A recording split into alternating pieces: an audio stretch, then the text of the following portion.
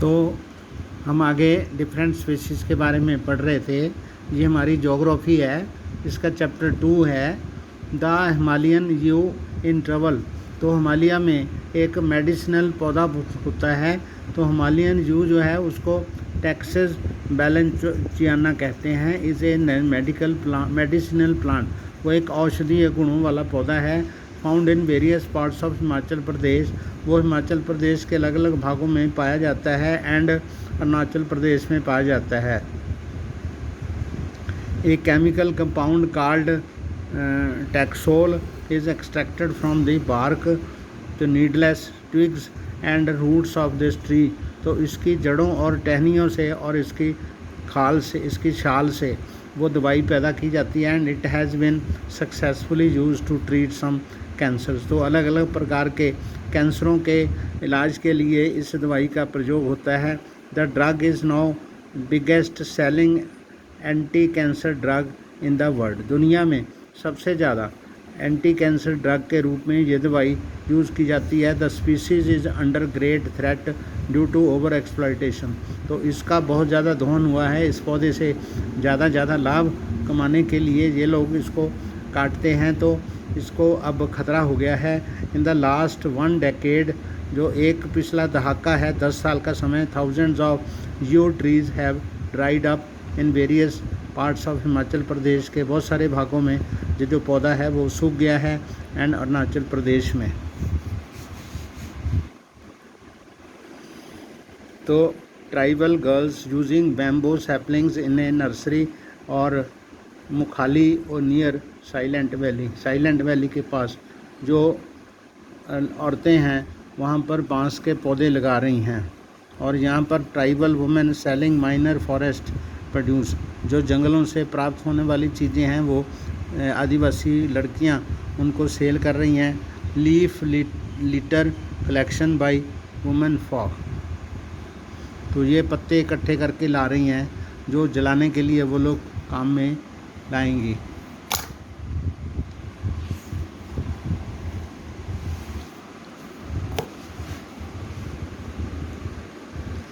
Habitat destruction, hunting, poaching, over exploitation, environmental pollution, poisoning and forest fires are factors which have led to the decline in India's biodiversity। Bharat के जैव विविधता को ये वाले जो factor हैं वो उसको नुकसान पहुंचा रहे हैं। एक तो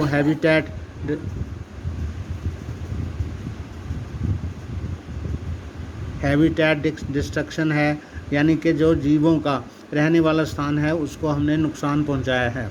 शिकार से, हंटिंग से नुकसान पहुंचाया है। पोचिंग का मतलब ज़बरदस्ती चोरी से जानवरों को मारने का काम किया है। ओवर एक्सप्लॉयटेशन का मतलब जो पौधे और जानवर हैं उनका दोहन किया है, बहुत ज़्यादा उनका एक्सप्लॉयटेशन किया है। एनवायरनमेंट पोल्यूशन है और पॉइजनिंग, जहरीला बना दिया। एंड फॉरेस्ट फायर्स, और जंगलों की आग है, वो ऐसे कारक हैं जो कि बायोडाइवर्सिटी को नुकसान पहुंचा रहे हैं। Other important causes of environmental destruction are unequal access.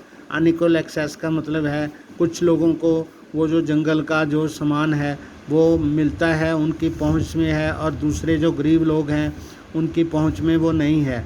अनइक्विटेबल consumption of resources, तो जो सोर्सेज हैं, जो स्रोत हैं, उनका नाम बराबरी वाला यूज़ है। And the differential sharing of responsibility for environment wellbeing, तो पर्यावरण को सही रखने के लिए वो लोग उसमें अपनी बराबर जिम्मेवारी की हिस्सेदारी बराबर नहीं रखते। Over population is in third world countries is often cited as the cause of the environment degradation. तो सबसे ज़्यादा जो बड़ा कारण है वो ज़्यादा पॉपुलेशन है जो थर्ड वर्ल्ड है। थर्ड वर्ल्ड मतलब अफ्रीका और इंडिया, एशिया के बहुत सारे जो देश हैं, यहाँ पर पॉपुलेशन सारे वर्ल्ड की 70% पॉपुलेशन रहती है। तो वो जो सबसे बड़ा कारण है एनवायरमेंटल के ख़राब होने का। तो however an average American consumes 40 times more resources than an average Somalian. तो एक सोमाली बंदा जो है देश में, उससे ज़्यादा जो अमेरिकन बंदे हैं वो कम से कम 40 गुना ज़्यादा रिसोर्सेज को इस्तेमाल करते हैं। Similarly the richest 5% of Indian society probably cause more ecological damage तो भारत का जो 5% अमीर वर्ग है वो सबसे ज़्यादा इकोलॉजिकल डैमेज करता है because of the amount they consume than the poorest 25%। जो सबसे गरीब 25% लोग हैं उनसे बहुत ज़्यादा जो चीज़ें इस्तेमाल वो लोग करते हैं अमीर, उनको बर्बाद भी करते हैं। The farmer shares minimum responsibility for environment. तो सबसे ज़्यादा यूज़ करने वाले जो एनवायरनमेंट इसको रिसोर्सेज को वो सबसे कम पर्यावरण की जिम्मेवारी लेते हैं। Well being the question is who is consuming what from where and how much. यानी इसमें ये प्रश्न है कि कौन लोग जो हैं वो पर्यावरण को ज़्यादा यूज़ करके नुकसान पहुंचा रहे हैं और कौन उनकी जिम्मेवारी ले रहा है। Do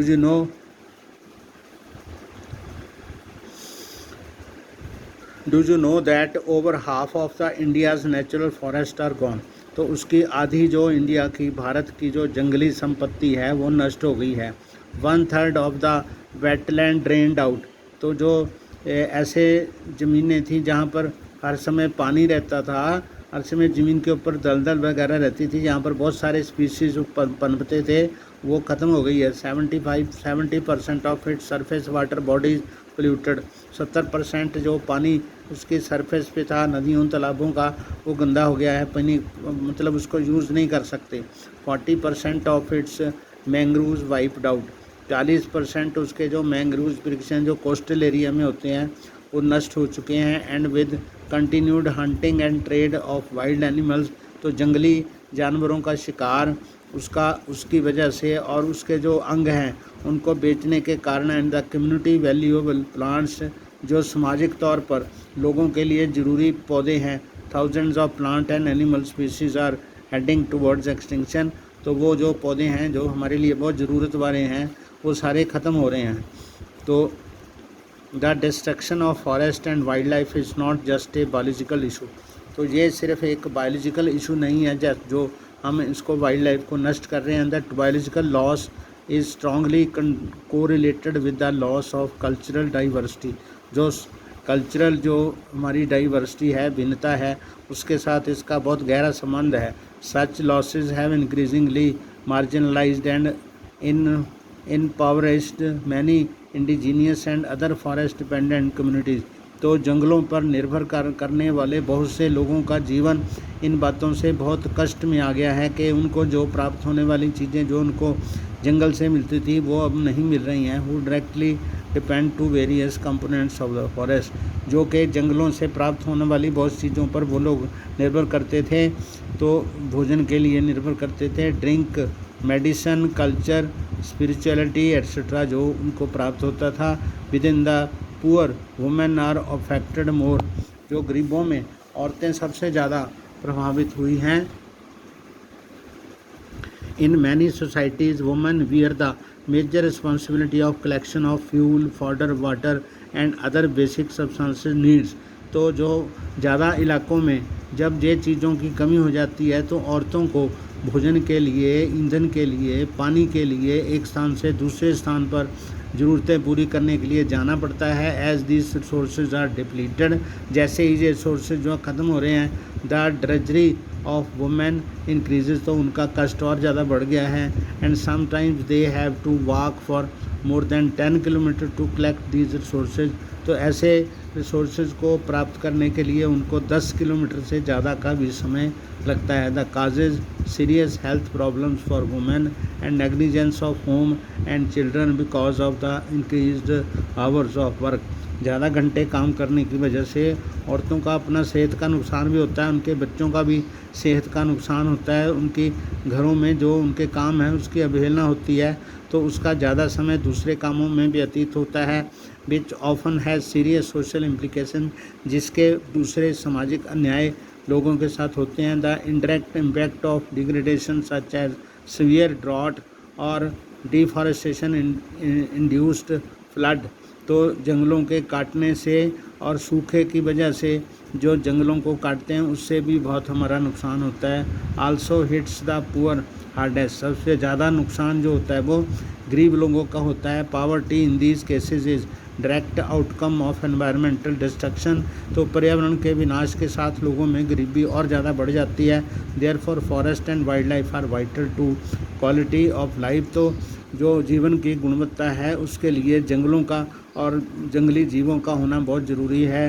and environment in the subcontinent it is a oppressive to adopt to sound forest and wildlife conservation strategy, तो हमें इनके जंगलों का पूरा देखभाल करना चाहिए, पर्यावरण का भी देखभाल करना चाहिए। इसके लिए ये सब बहुत ज़रूरी है।